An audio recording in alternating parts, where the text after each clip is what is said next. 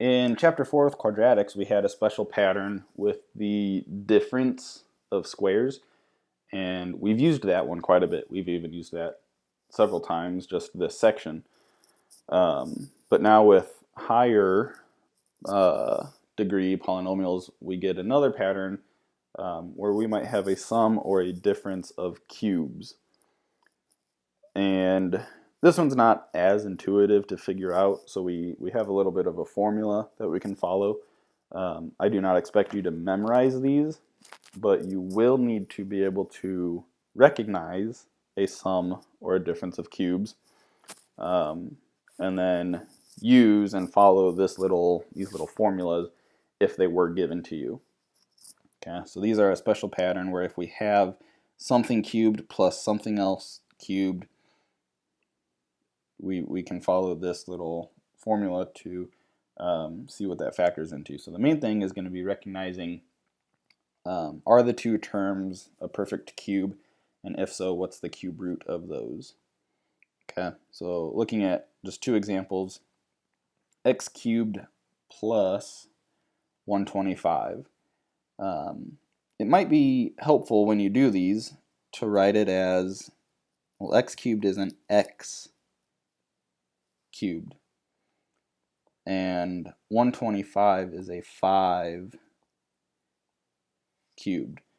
So when you're using the formulas that we have above, x is your a, and 5 is your b.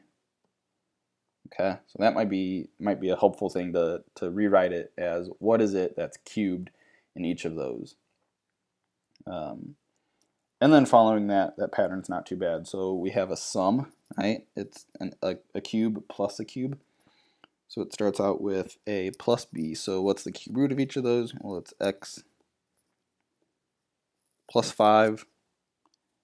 Okay, and then our little equation has a squared minus ab plus b squared. So again,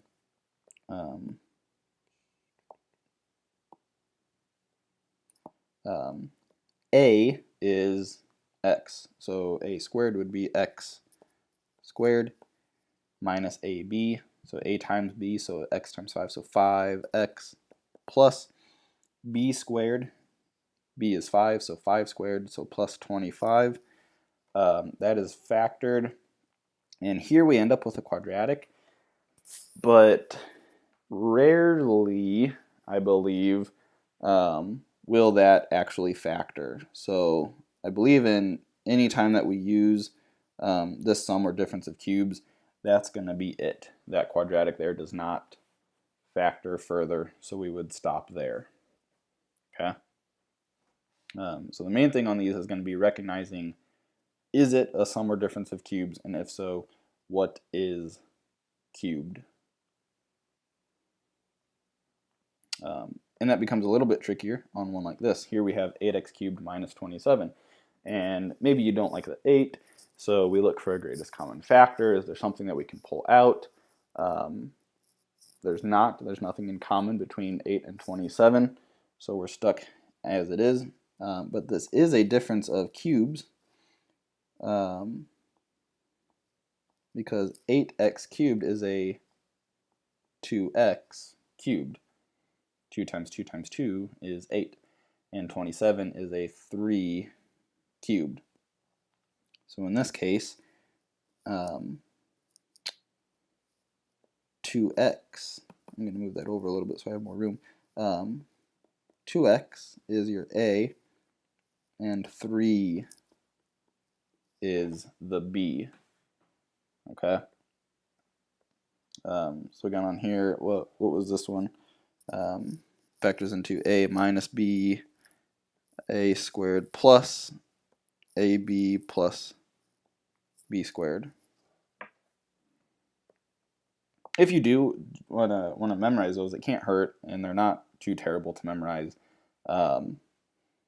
If it's a difference of squares, then it's a difference in that first part, and then that sign is the opposite of whatever we have. So they're not terrible if you do want to try memorizing those.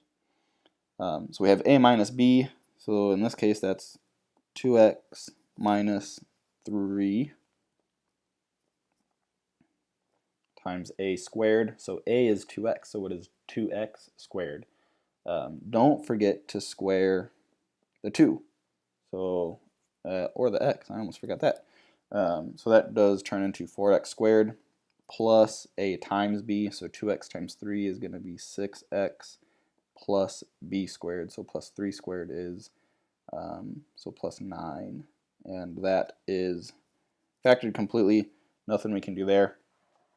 It wouldn't hurt on either of the two examples that we just did. It would not hurt to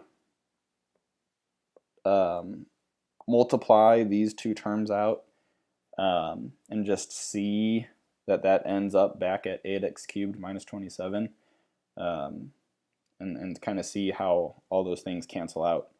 So it wouldn't hurt to do that on maybe one of the examples that you do.